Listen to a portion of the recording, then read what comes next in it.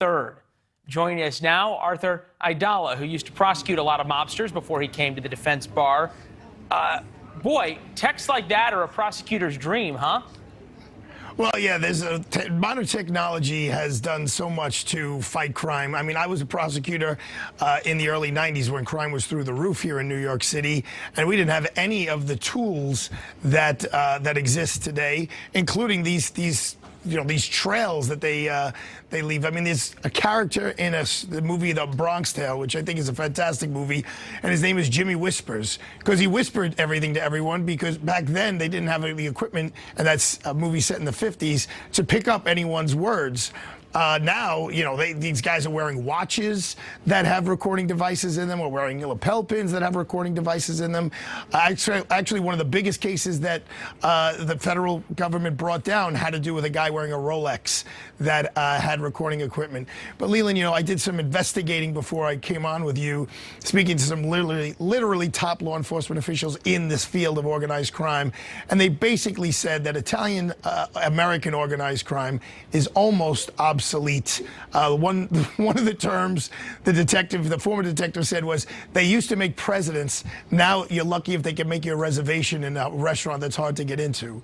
Okay. What I did learn was that the organized crime groups that they're really combating now have to do with people of Russian descent, Asian descent, and within the prison system of Mexican descent. And that's really where their focus is now more than ever.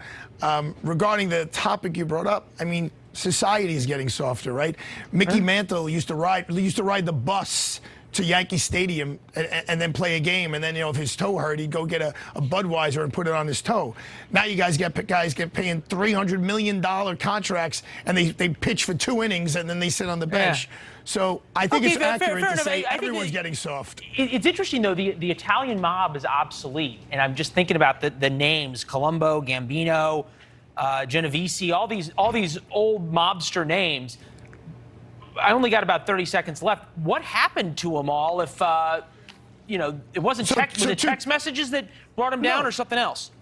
No, 2 things. Number one, quickly, is that it was just the American dream, so to speak. When the organized crime started in the 1930s, they were being tremendously discriminated against in the 30s and the 40s and the 50s.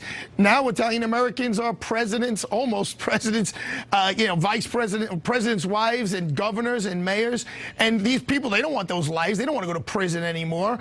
So they don't want to be there. And also technology and the focus, particularly by Rudy Giuliani, when he was the attorney, when he was the Southern District boss. Yeah, great point about Giuliani. Focusing right in on that. That was his whole thing that he wanted to do, and he did it quite successfully. Yeah, great point about Giuliani, and also a scary one that people have taken their place now. Arthur, always a good conversation, my friend. Nice to see you. Thanks, Lynn. Be well. Thank you. All right, time to stop.